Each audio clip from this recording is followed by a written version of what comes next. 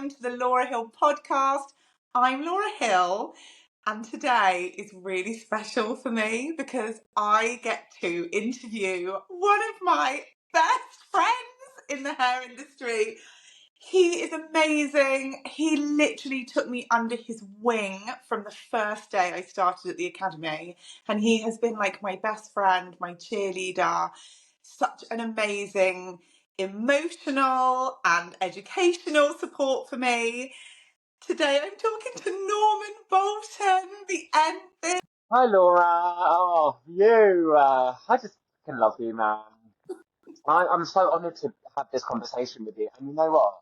We've known each other for a long ass time, haven't we?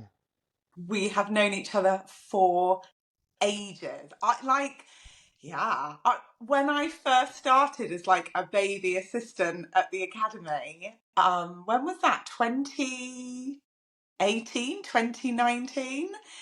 And like I knew literally nothing, and you taught me so much, and you were so kind and so helpful. So I literally want to start this podcast by saying thank you. Like, you're an incredible human, Norman, and you're so kind. Do you know I listened to yours instead of the podcast, and I loved the love bombing at the start. I was like, we're going to be so here for this. Well, I love you too, and like I can't believe you thought I wouldn't do this podcast with you. So I'm very, very excited to be here today, and thanks for giving me this opportunity. Um, Here we go. Here goes nothing. I know. I'm so grateful. Thank you. So Gotcha. here's where I want to start, right? I want to Yeah. start with your journey because I've known you now for 5 years, and I know bits about the beginning of your journey, but I don't know the full proper story. So I would love you to start, maybe not from birth, but from the birthing of the hairdresser that you are now. From the beginning. It was a cold, stormy night. So yeah, I was 15 when I became a hairdresser. I always knew, I was lucky enough to know that I always wanted to like get into the hair industry. If I knew back then what I knew now, the opportunities that you could get, my mind would have been blown. So I was actually enrolled to go to West Hart College in Watford, from Hertfordshire originally. And basically, my mum is a pharmacist, and everyone knows Karen back where I'm from. Karen's a pharmacist. And one of her patients was Daniel Galvin. And he came in to the pharmacy, and they always used to have conversations, and she'd tell him about her son and yada, yada, yada. And anyway, Daniel Galvin, the hero, basically for me to start an apprenticeship and for the best experience for me and to get the best start in my career, his advice was to follow through and get started straight in a salon apprenticeship. So my mum actually applied for every single one of my apprenticeship roles for me. God bless her, man. Like, she literally posted the CVs to all the top London hair salons. I remember I got a trial day at Galvin. I was 15. I'd never worked in a salon before. I just assumed that there was no work to do because no one told me to do anything, so I just sat in the break room. Anyway, I just got a job. I believed at the time that I really wanted to get into the West End of London. Like, that was where I wanted my career to start. I thought it was so fancy and so high end. My mum actually sent me in my fucking prom suit to all my top London hairdressing interviews. I cringe at the thought of it, but when I went in my suit and I got the job, they were like, you know what? It was the suit that actually got you the job. And I was like, okay, thanks. I guess it actually does make an impression, you know, a 15-year-old there for an apprenticeship role in my bloody prom suit. Anyway, God, it was an interesting journey. I feel like the role of assistants now and the way that the industry kind of looks after assistants is so different to what it was when I started, and that was 10 years ago. Do you agree, Laura? When you were training, it's a different world. I think there were always good people back then who treated assistants more like humans, but I think the industry standard was that we were cleaners and tea makers, and that was our role. I can't believe the wages as well. Actually, the apprentice wage when I was training was £2.65. Um, it's disgusting, really, when you think about it. How are you supposed to actually get a career if you don't live at home? You know? That's for another topic that we're going to bring up soon. But yeah, I've done my training, started my MVQ, and then one day, one very, very, very eventful day in my life, probably one of the most monumental days when I was 17. I I've done 2 years at the salon. I just got promoted to art team assistant. My career was doing really well. I was so passionate and I was so excited, and I was loving my swanky salon job. You know, I thought I thought it was going to be my hair home forever. And then one day, when I was 17, I was asked. I was taking the bins out of the loading bay, and it was a salon. It was a box salon in a huge, huge, huge, like hundreds of stories building. It was massive. It was inside of Deutsche Bank, Royal Bank of Scotland, Virgin Active. We were just a teeny, teeny, teeny little tiny part of that huge building. So I go to take the bins out, and I asked the lady in the gym, because the salon's in the gym, for the pass to take me out, and she said, she was really busy. Do you mind going on and talking yourself? So I said, sure. I got on the radio. I said, hello, can someone come and give me the pass, please?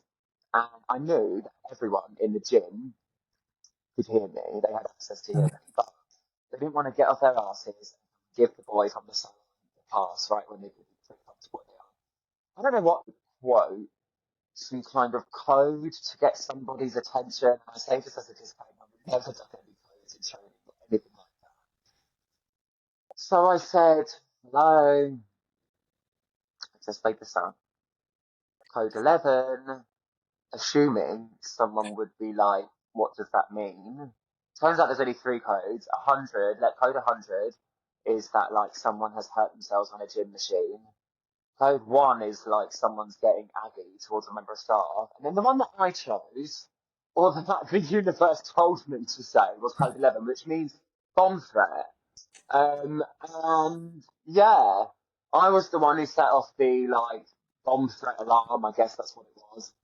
And the woman behind the desk didn't know at this point. She was like, no, no, no, no, no, we don't say that. And I was like, yeah, I fucked up. Went back on the walkie-talkie, said that was a false alarm. I'm really sorry. And then basically, I went into the office of the gym. Everyone was stood up, Laura. Everyone was like tense. I was like, hello, sorry about that. And then they gave me the pass with steam coming out of their ears. I took the bin down, had a little cry when I came out of on the elevator because I knew that something had gone wrong. Anyway, turns out they had to evacuate the whole of Broadgate Circle, which is like the big, the big business district of London. And yeah, I got sacked for gross misconduct, and it was traumatic. And I had like a 10-day tribunal. My mum put me in the fucking prom suit again for the disciplinary hearing. Stop God putting me in the bless prom your suit, mum. mum. Karen. She's actually a Karen as well. So Karen put me in the prom suit. And anyway, the reason why I love sharing this story is because I thought my career was over. Literally, I thought it was over before it even started. Like, I was 17, you know this, hairdressers in London, everyone knows each other. Like, everyone, it's a small industry. Like, everyone knows each other. And I just would have thought that by my mistake, my 17-year-old self, I thought somehow by applying for my jobs again, that it was going to get back to my employer or something like that. And I wasn't going to get a job in London again. Anyway, I got fired. Have you ever been fired, Laura? No, I haven't been fired. It Um, sucks. yeah, I'm just trying to think. No, no, I haven't even got a good Anyway, story like that. well, it's the story of my life, literally. It's like the defining story of my career, one of them. And yeah, it was shit, and I really thought it was over. And it started a long journey of bouncing salons because I just couldn't find anywhere that I felt like accepted me. Or well, I am like the most extroverted person that I know. I'm the classic hairdresser personality, right? And I worked in 6 different places before I turned 19. I almost lost my NVQ. When I left one salon to join another, they were like, if you keep moving around, we're going to have to drop you because we can't get like you in a secure salon. Anyway, they sent me a letter one day saying, if you don't come to Colchester, which was a 4 hour long train journey, if you don't start coming to Colchester once a week for the next 6 weeks, we're going to drop your MVQ. And yeah, you best believe I was there. Anyway, got my MVQ, bounced around a few salons, worked in West End fancy places, still just didn't really feel like I was 100% happy within the places that I was working at. I definitely got some amazing experience. And working in the West End like,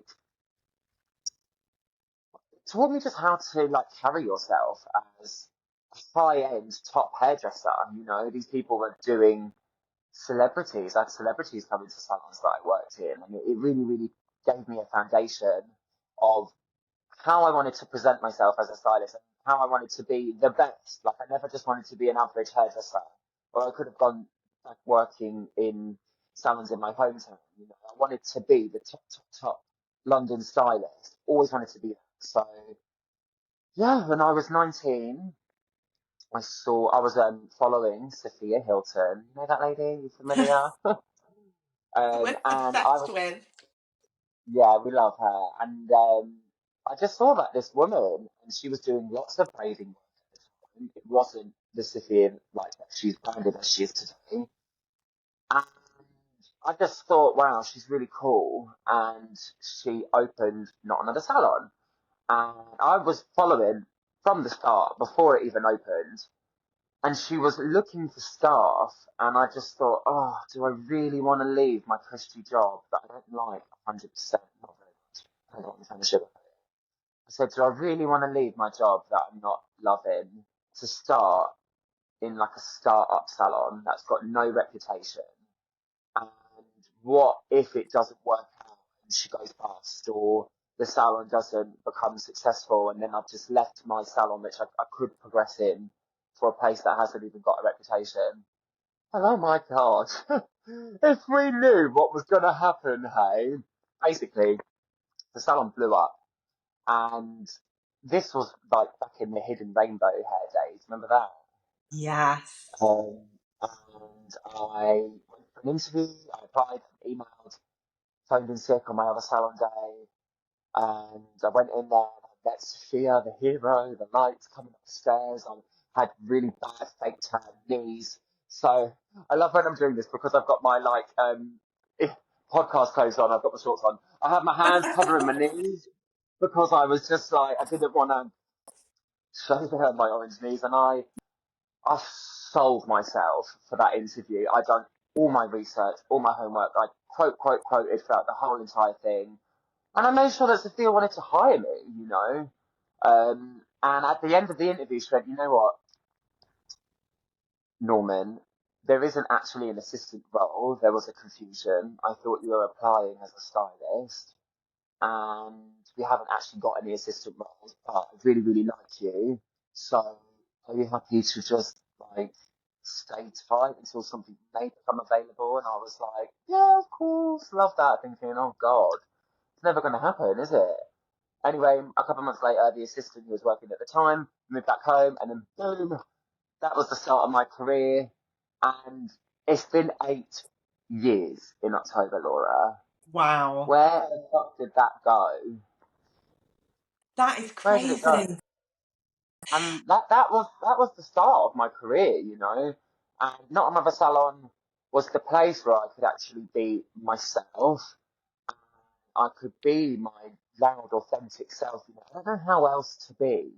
I get in the places I've worked in before, they have a brand, and they want you to match that brand, that high-end, posh, strict. If you're not busy in between clients, and you've got to stand with your hands behind your back. Have you ever worked in a place like that?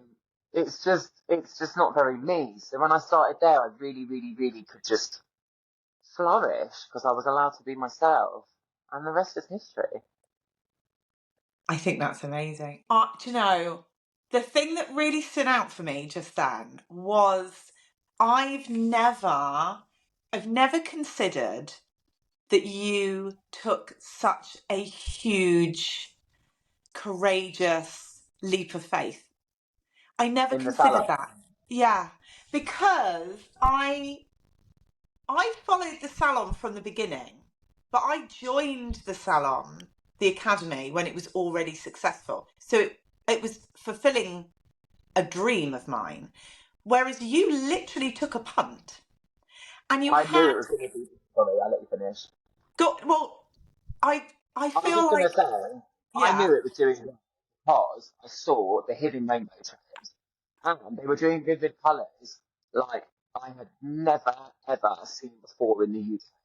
So, like before, not another salon, I believe they were doing work that never existed before, and vivid colour in the UK, from my experience, was root to tip one colours all over. We had never seen colours where one started down here and there was a different colour at the bottom, and you could not see how one colour blended into another. You couldn't see any line, and I was like, I want to work there. And then when they started producing that kind of work, that's what started the huge popularity, and it just started snowballing. So I kind of just joined when it was 8 months in, and I was like, right, it's going well now. Let's jump on that train. And I'm glad I kind of started from the start because I've got to see the brand evolve, and it's the salon that we all know and love today. yeah, it's amazing. And you're such a huge part of that. So can I ask you, oh my God, there's so many questions I want to ask you, Norman. Like, we've been friends for a really long time, but there's still so much I want to know and I want to pick your Sure. brains. Yeah. So, obviously, one of the big things that stands out about Not Another Salon is the social media presence, right? Uh-huh. And your social media presence is incredible, and what you produce on social media is incredible. So, for somebody who wants help with social media, who looks up to you, who wants to get the kind of following you have, like, how do you do it? What are the NB top tips for social media? How did you do it?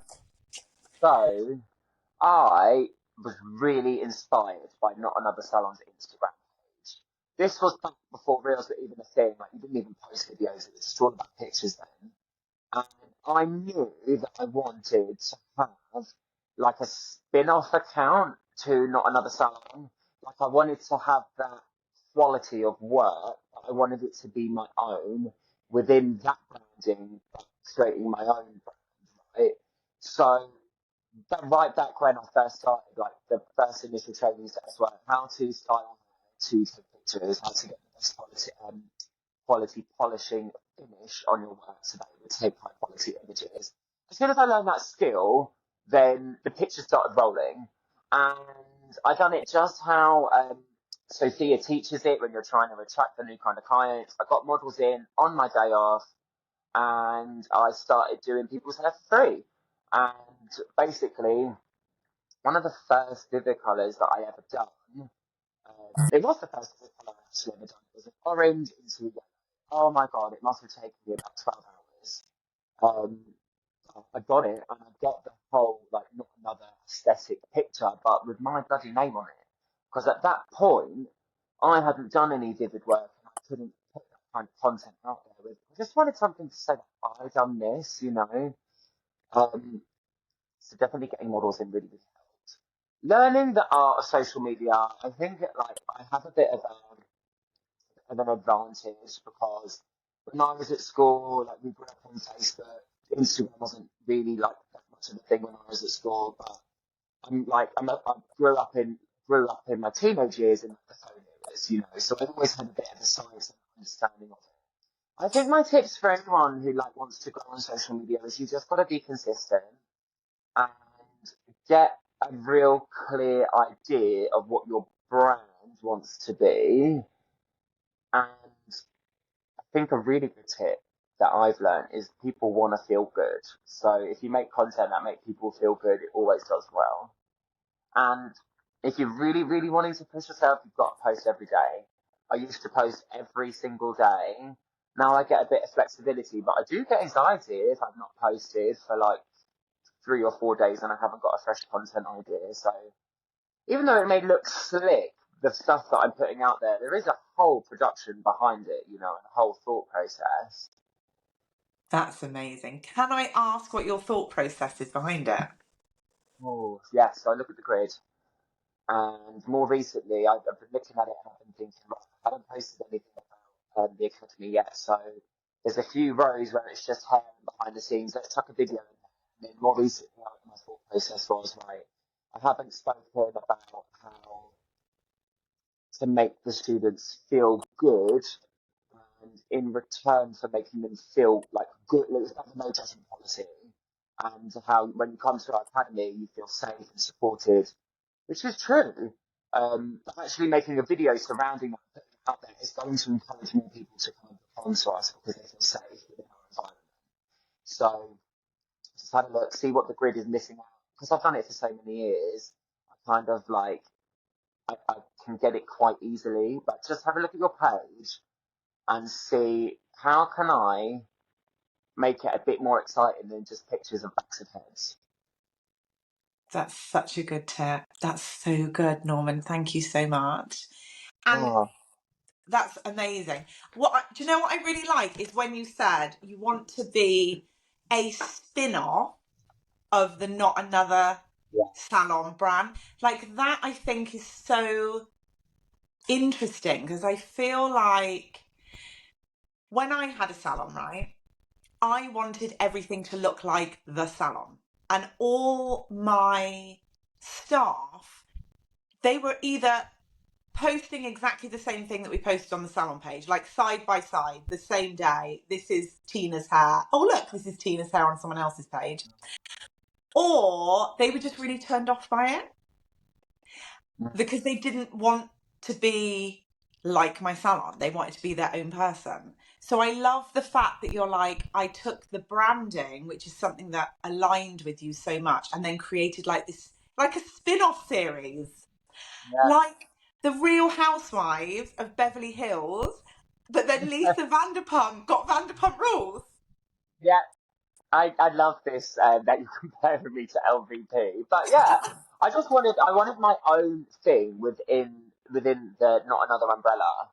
And I really wanted like the success from the Instagram as well. Like this is when Harriet Stokes used to work at the salon as well, and she had a really big following, and she was getting amazing opportunities, and people were asking her to represent their brand or do some kind of color work for them. And I knew that was because they were popular on Instagram. And I was like, right, I want to get popular on Instagram so everyone knows who I am so that I can get more career opportunities. It's not because it's like enjoyable. I mean, I do enjoy it most of the time. I want it because it benefits me and I've got such amazing like career opportunities from being active on Instagram and learning all about it. That's so good. And that's, yeah, I love the truth in that. I feel like it is so true what you're saying. Like, if you want to work with a brand like you're a Crazy Color ambassador, they need to see that you're constantly posting using their products, don't they? Or else they're just going to choose someone else who does. It is fiercely competitive, Instagram as well. Like everyone who is going for it is trying to be the best that they can possibly be. So I think it's just really working out what is it that you want out of it as well. What do you want out of Instagram? You can have some fun with it as well. Not everyone wants to like be this huge influencer style. And that is also okay as well. But if you use it as a good business tool, so many amazing things can happen when you really put the graft in. Amazing. So, just to like itemize this down for the people listening, number Yeah, one is work out what your own brand is. Yeah. I would for sure say that because there's so many hairdressers online. How are you going to be one to stand out? That's Yeah. why I've done that. Like, you know, the logo that I have done on the Instagram page with that face. I had that made by a graphic designer. I just put that out there, and I thought my thought process was that it looks so different to everyone else's. So when I started doing education and promo videos, that kind of thing, I always just put that picture right at the end of it as well, so it kind of stuck in your brain a little bit more. Yeah. I love that logo. I think it's so cool. So number one, work on your brand. Number Yeah. two is work out exactly what you want from Instagram. Sure, because then you can like have more of a clear focus.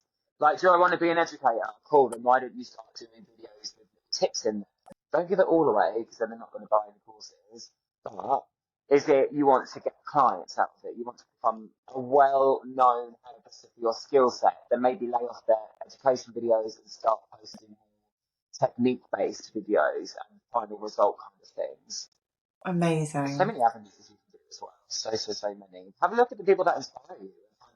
Save all of their stuff that inspires you, and then you can use their content to help inspire your content. Yeah, I love that. And then number three, do you think it's still very, very valid that they need to learn how to take a good picture?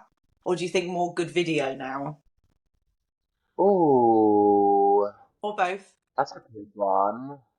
I would say learn as much as you can. I don't think one is necessary. I would say like right now, it would be more important to start learning videos than it would to be photos. However, if you want to really master it, then you need to know as much as you possibly can. And there's so many social media courses out there right now. Listen, how many hairdressers do you know that are advertising their social media um, tips, right? There's so many that you can do. You just got to do a little bit of work, but there's a reason why it's called doing the work, you know, it's like another job. Oh my God, it totally is another job. I literally spend 30 minutes to an hour most nights working on it. But I do really love it, so I don't really, sometimes I see it as a chore, sometimes I don't. It's like the devil and the angel, and you're the angel, I Laura. love you. And then just to round out Norman's top tips, number four would be Yeah, post every day, consistently. gets attention, yeah, totally. I love Norman, thank you. That's so valuable and that's so actionable for people. Like that's proper, really good advice. I love that. Thank you so much. My pleasure. So I want to pick your brains for some more advice Yeah, because what I'm here you for. you are now an award-winning hairdresser, Yeah. Mm. Yes, I which am. is so well deserved. And I mean, in my humble opinion, should have been a lot sooner. But I'm not a judge. Maybe I should be. But so I would really, really like more top tips. I really want you to tell me about that journey and then help everybody listening to this understand A, what it takes and what they have to do to become an award winning hairdresser like you. I mean, like, it was definitely no overnight success. Let me tell you that for a start. Like, I was talking about this on Instagram earlier. I probably have entered a good 5, 6 big shot awards, and that like the first one that I won Creative Head last year, Summer Stylist of the Year. That was my first major win, and like I had to go through about the reason why I say 5 or 6 because I can't exactly remember the exact ones. When I was 20 years old, I entered L'Oreal Colour Trophy for the first time. Oh my god, it was so intense, so intense. It was the I forgot the name of it, but it was the under 25s category. And the competition was fierce. You had to do a live model, well, a finished live model, dress her up, makeup done, hair completely flawless, and then present it in front of a panel of 10 top hairdressers in a room on your own. Um, it's awful. It's awful. I just remember as soon as it finished, I was like, thank God that's over.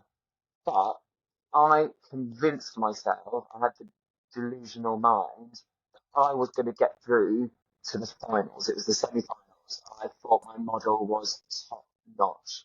And I saw her in the lineup and I just was like, yeah, can't wait to get into the final. It's going to be amazing when they call my name out. And then they went, and going through to the finals is someone else. And you know what? It was like one of the most humbling experiences. And it really just comes down to the core fact that this is competition and not everyone is going to win. And it really, I know this is so cheesy, it is really not about winning. It just feels so good to push yourself out there, get your name more recognised in the industry. And yeah, that like win last year, that was a collective over many, many, many years of trying and trying and trying again. And that was actually the second time I entered that category. So I entered it the year before, and my friend Ryan actually won, and I was so happy to see him win. So, what the reason why I looked so shocked in the video when I win is because I was. I just didn't. I mean, you go in it to win it, right? But like, you just never really expect it. And that moment, Laura, oh, geez, that is worth entering for, just in case you might win. And you know what? If you don't win it, you just enter and enter and enter again until one year that you eventually do. And it's a long process entering the awards. Like, I'm not even going to bullshit you from the start. You want to put your heart and soul into it. Get people who you know who have got experience in this to give feedback on your entry. Um, the entries now were different to when I first started them. Like, they're all wanting video content now. I don't know what it's even like. You either do a video entry or a written entry, but because of the trends right now, I definitely suggest doing video entries. Um, getting together that video, I love that video. It's like I watch it sometimes. I don't want to share it online because it is very personal, and I like to share some of my like personal life on Instagram, but not too much. I'm more just about sharing the hair stuff. Sorry, I got lost in the tangent there. I'm just rambling on about entering because I get excited. But coming back to the core thing, make an entry that you're really proud of. Ask people for help. You don't have to do it on your own. And if at first you don't succeed, pick yourself up and try again. And don't take it personally. I wish I could tell my like 20-year-old self that it really isn't my thing. You don't know what are in the judges' heads at the time, and maybe they're looking for something that you haven't shown. You're never going to really get into their head. And actually, everyone views art differently. So if you don't win, it's not because your look isn't necessarily better than your head. It's just different people's perception. And always read the brief, like 100 times over. Always read the terms and conditions, because if you're not on the brief, you're not gonna have a chance. And that might sound like, oh well, obviously you match that, but really read the specific details about what it is that they're asking. Make sure you completely follow it to a T. Be creative, but gotta hit the brief.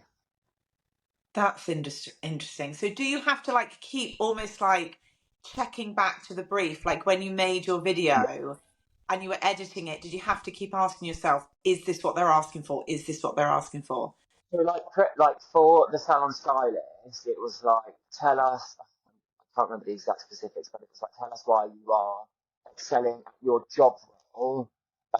Are you smashing it in the balayaging? Are you really good at razor cutting? And I was like, right, they want to hear a niche kind of thing. Like, why is it that you're the best stylist? Like, vivid colour, smack that all over it.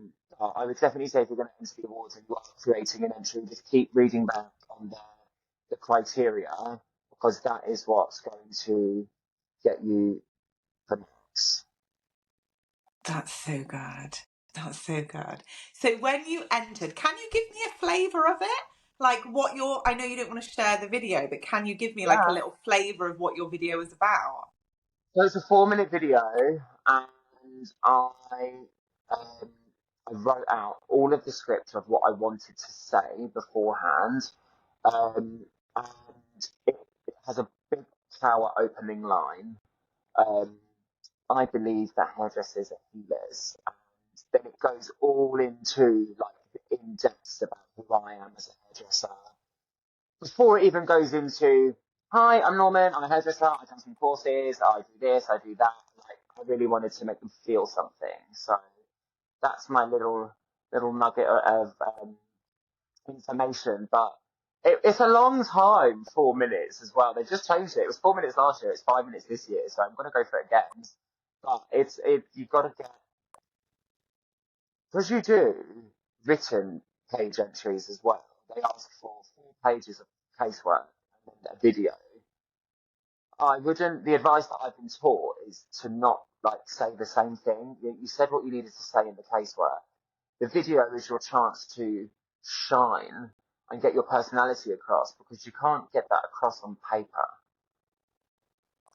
That's really, do you know, so this is so interesting. I was listening to a podcast earlier with Stephen Bartlett and Daniel Mm-hmm. Priestley, and they were talking about what the best pitch is. So Yeah. Stephen Bartlett is a dragon on Dragon's Den, and the one thing that Oh they wow. said was really important was leaving people with an emotion. Yeah. And I love that that's the advice you're giving for these competition entries, like hairdressers are healers and everything Mm-hmm. about like how you make people feel. Like I love that, Norman. That's such good advice. You know what? I really didn't expect to win. That's one thing that I would um, advise, is just don't expect to win, because then you're not going to get your hopes up. Don't be me and be like, yes, I've got this. My model's gonna win, and it didn't. And there you go. Come crashing down. Good lesson though. This is competition. Only one person can win.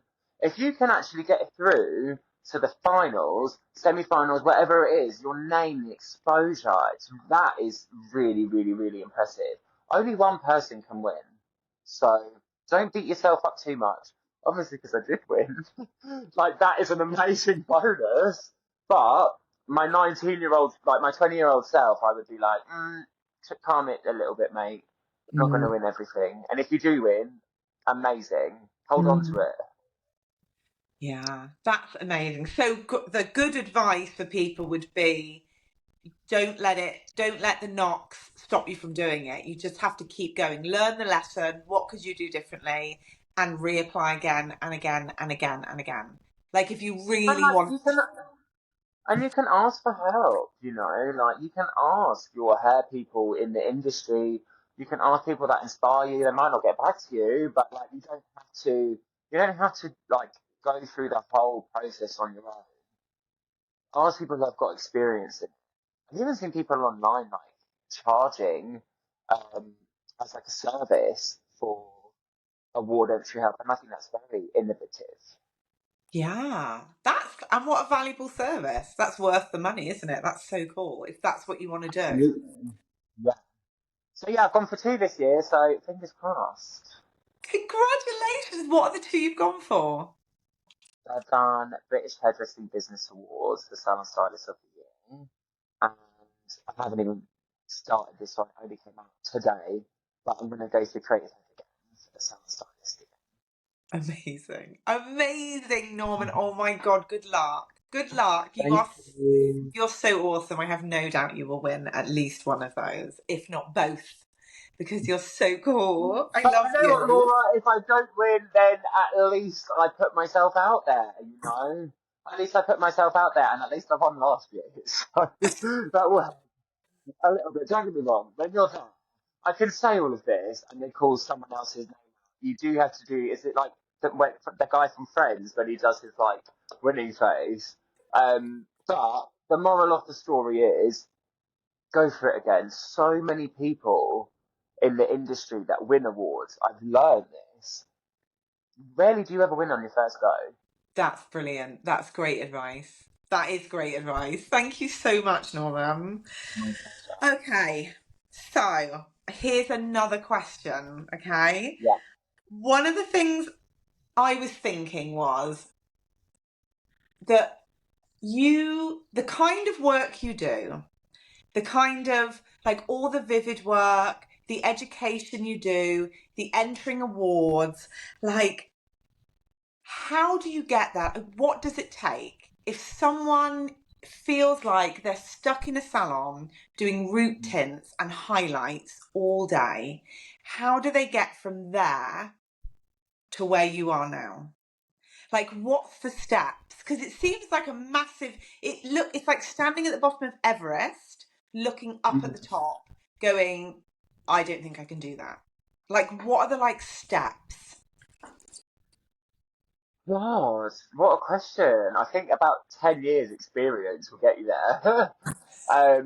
But I don't know, when people live in the UK and they ask me this kind of question, I'm like, can you move to London? Like, that is a question that I've actually asked people before as well. Only because there are amazing centres all over the UK, but there is a lot of specialist places with a particular kind of clientele that unfortunately are in London. Um, so for me, I grew up in Hertfordshire, just outside of London. It's north of North London. And I travelled every single day for 7 fucking years on the train, an hour and a half each way to get that training. So yeah, I just think what is it that you're willing to put into it? And what you put in really is what you get back, you know.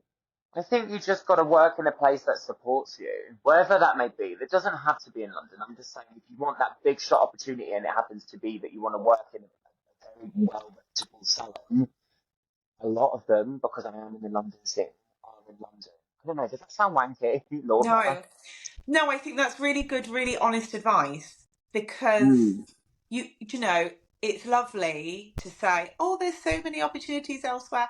And I mean, there are. You and I both know hairdressers who are Yeah. massive names who are outside London. But then it's like, Mm-hmm. okay, move to London or move to Northampton Wherever it may be, yeah. or Manchester or wherever they are. And I Or a think big it's city for a big salon, yeah. I think it's really good advice. And I think you're correct. I feel like in Not Another Salon, you're surrounded by people who have moved to London to work there. Like Yeah. Connor's from up north, Aaron's from Ireland. Like he literally left his country to come and work. Melissa left Scotland, yeah. And people have flown from Europe. People have moved from Europe to London. Like where have people come from? Like Spain and Italy and places like that just to All work over, at Not Another yeah. Salon. For the opportunity, for the training, you know, it doesn't have to be forever. But I think if you really want, if you like see someone's career that you admire and you would like to have get inspired from that person, find out where they've come from on their journey. For me, I wanted to be the best hairdresser that I could possibly be. I always wanted to be that. I never wanted to be average. I wanted to be the top elite notch level, you know. And for me, that was moving and working in London. There was no other way about it. I wanted to work in the top prestigious places. And it's That's not all glamorous, you know. Like it really is. It's. I think some people think that. God, what did my nephew say to me? My 10-year-old nephew said, "How much money did you win for winning that award?" I said, "Fuck all. You don't get anything. You get a pair of GHGs, but it's all about the recognition. I still live with 4 housemates, you know. Like it's still graft that you have to put in, and I'm yeah. still grafting hard now. I'm still putting like lots of hard work into it, in order to keep that ball rolling. Yeah, I think that's really good advice. So, on that point, right? So, Yeah. say I move to London, okay, and I go and get a Mm. job. I get a job at Not Another Salon, or I get a job at some really big, fancy hairdressing salon in London, right?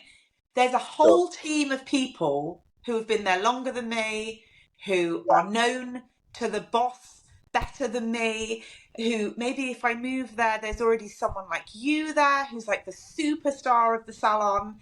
How do I get from the newbie to kind of getting to the point where I'm entering awards and getting big opportunities to go on photo shoots and writing my own course? Mm.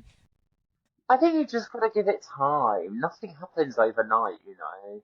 Nothing does. Like, I didn't start writing my own course until what was it, 6 years into my career at Not Another Salon. Nothing comes overnight, but if you surround yourself with people who are on the same mission as you, and if you're passionate and put the hard work in, listen, I had to work a million hours for free when I was training and when I started, just to get that experience in. I don't necessarily think it's right anymore, but I've had to do so much free shit and work a gazillion hours.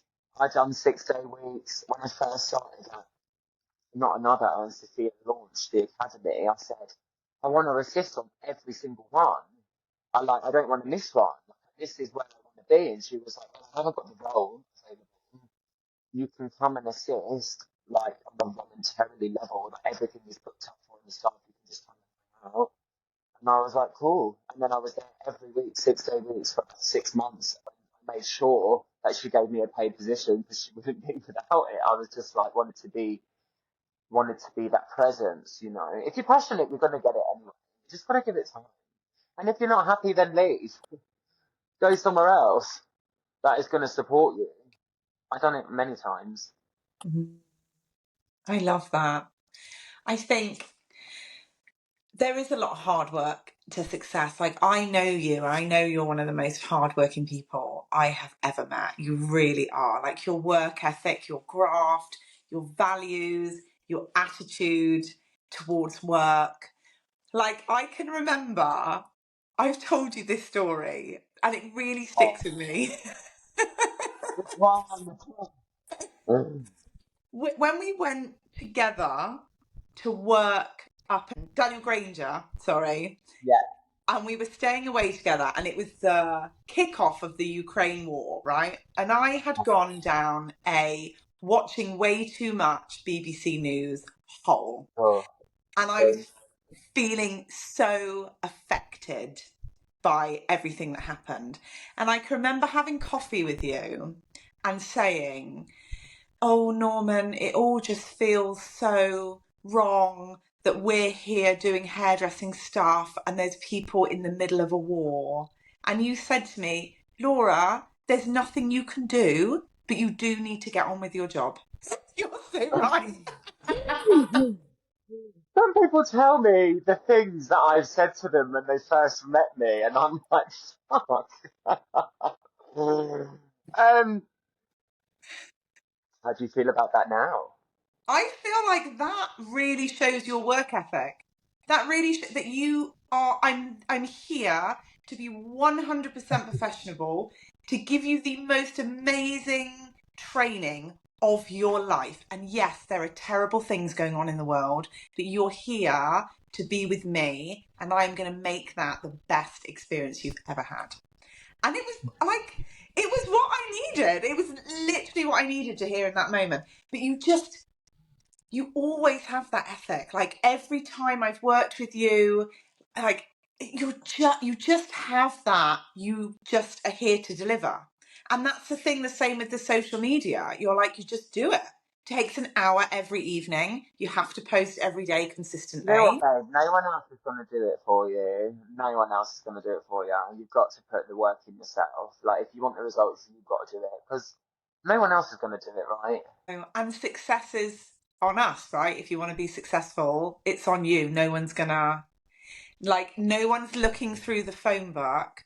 Oh, Norman, right, he's going to be the one that we're going to give an award to. You know, it's my day off today. I spent 2 hours on my phone organising Instagram stuff. And I didn't resent it because actually, like, the stuff I was working on today was good fun stuff. Not that I do resent. Sometimes I actually think, this, like, got to keep up with appearances. But today I spent about 2.5 hours playing about on my phone, getting stuff lined up for my career because I want to keep it going. I want to keep the successes coming. No one's going to put the work in for me.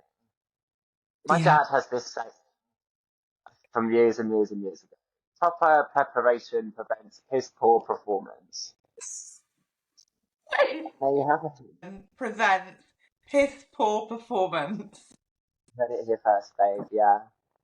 Norman, that is amazing. You need to put that on a mug or a t-shirt.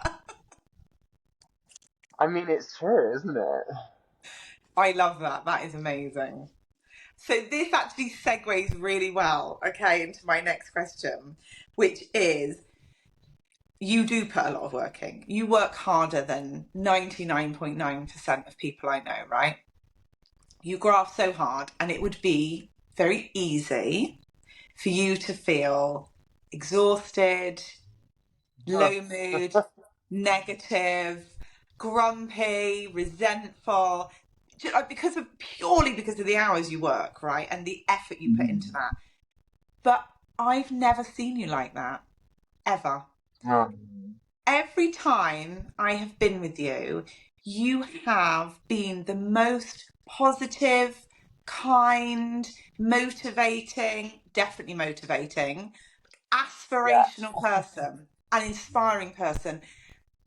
So I really want to know your mindset secrets. Like, how do you do it? How do you stay so positive? You know, Laura, like I am a human at the end of the day, and there are moments when I'm not chirpy. I think naturally I am a high energy person anyway, so that just helps my psyche set up. Um, how do I stay so positive? I think I'm just happy, you know, like I'm just happy in my life. I've done what about 5 years worth of therapy, sorted all my shit out, like done so much work on healing previous traumas so that I can actually like take take the backpack of heaviness off and live a lighter life because I've processed a lot of things. I think therapy has really changed my life, and getting to understand myself on such a deep level has been so amazing. Actually,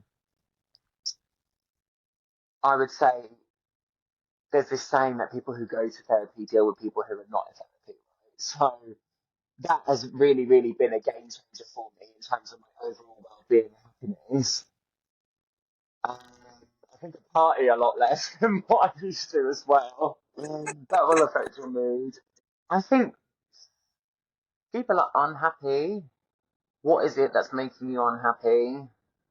And that's not as easy as just saying, "Oh, it's this." You know, it's doing the work.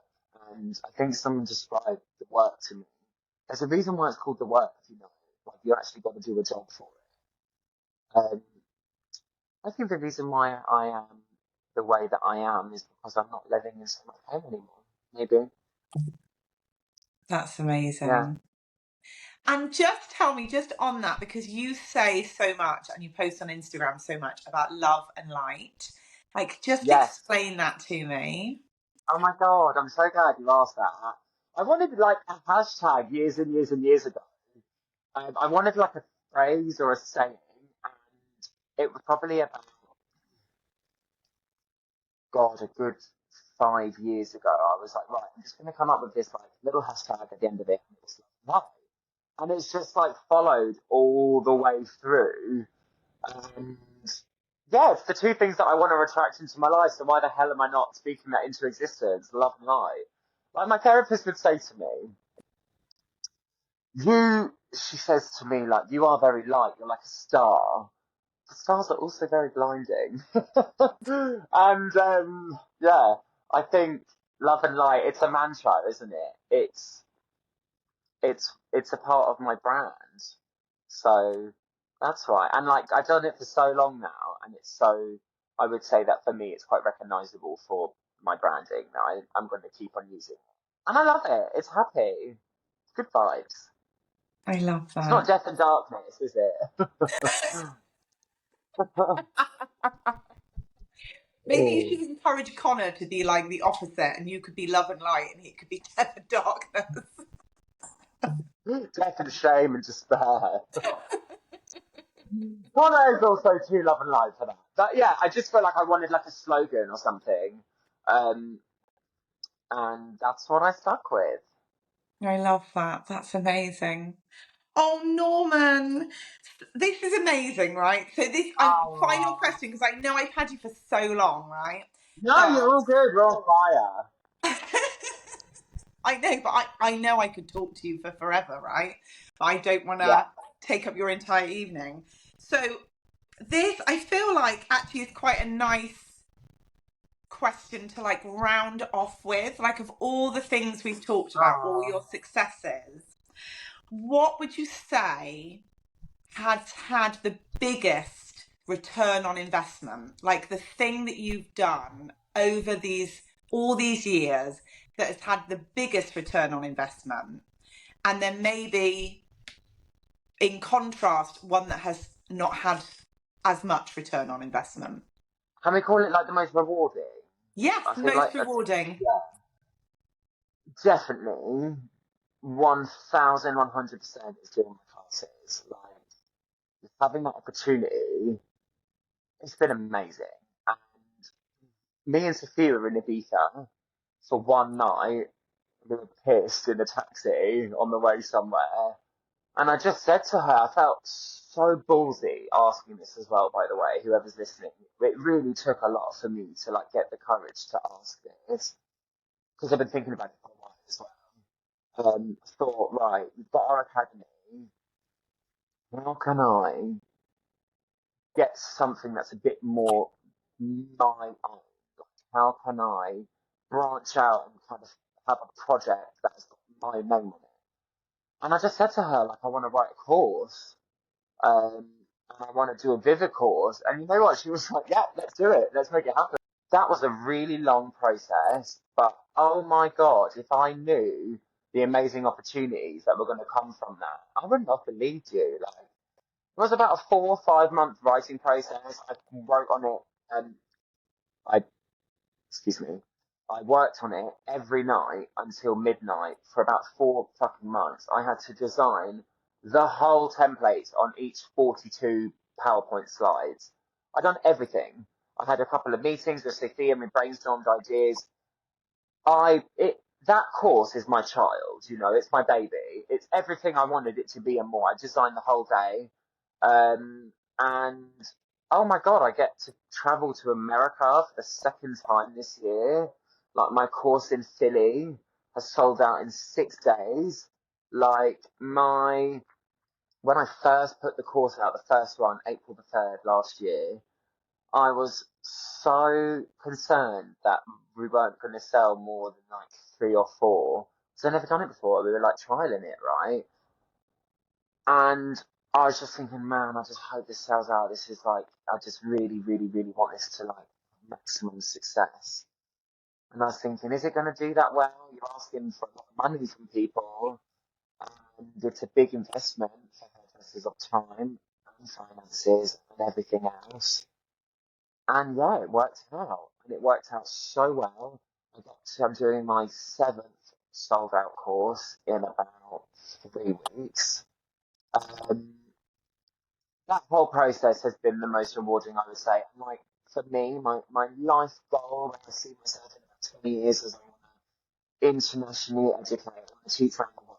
I want to do probably about 1 week's worth of client a month and spend the rest of it teaching abroad. Because that to me is like what I really, really want to do with the rest of my life and where I see myself. Doing big seminars and shows. And I really believe it all came from like writing a little course in my bedroom. You know? So that one I would say had the biggest reward.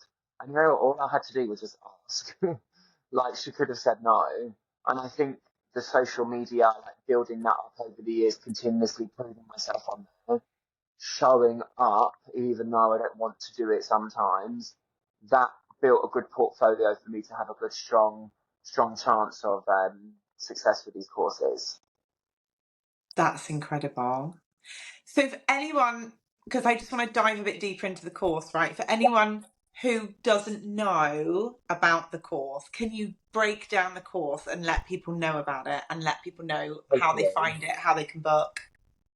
My child, my love child. It is called Vivid Day One Color, Vivid Color with Norman Bolton One Day Extravaganza.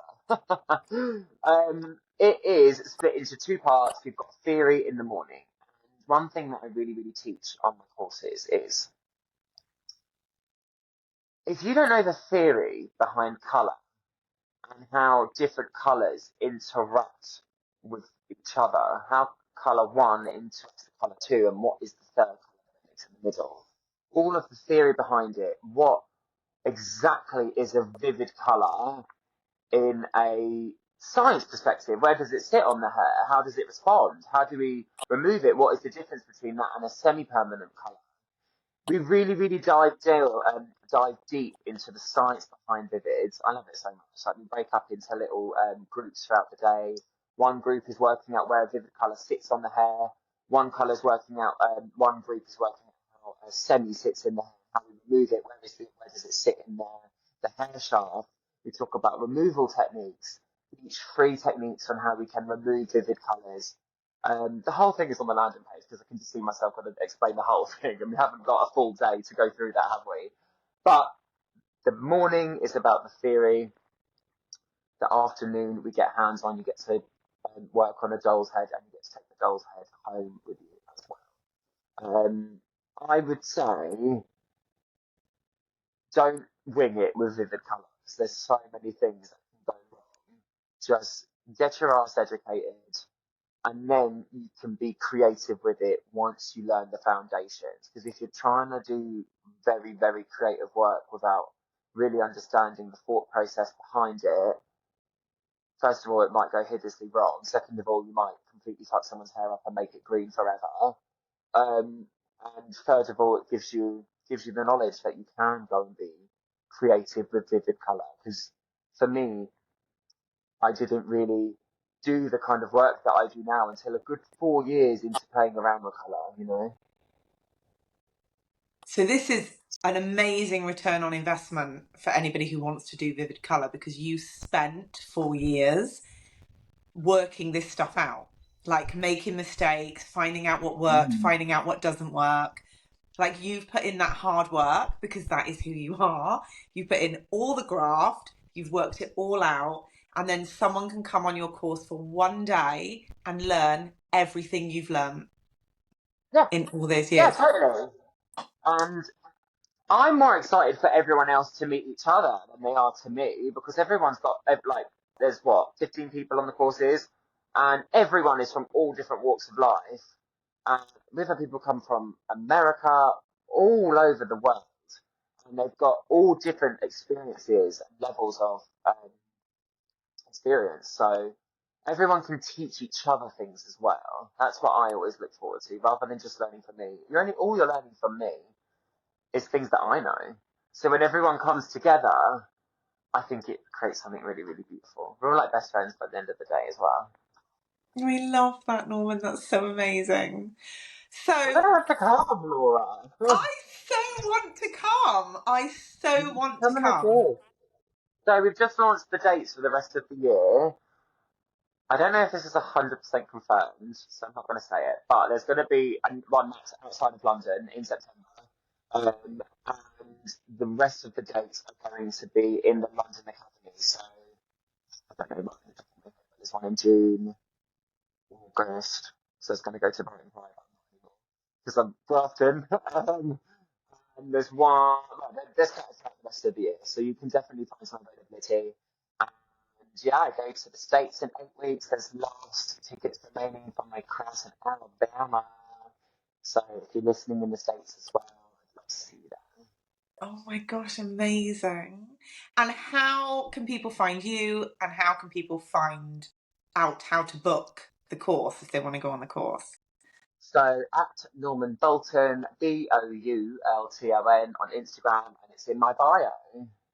Amazing. And they can go to the Not Another Academy website as well, can't they? And book that one. Totally.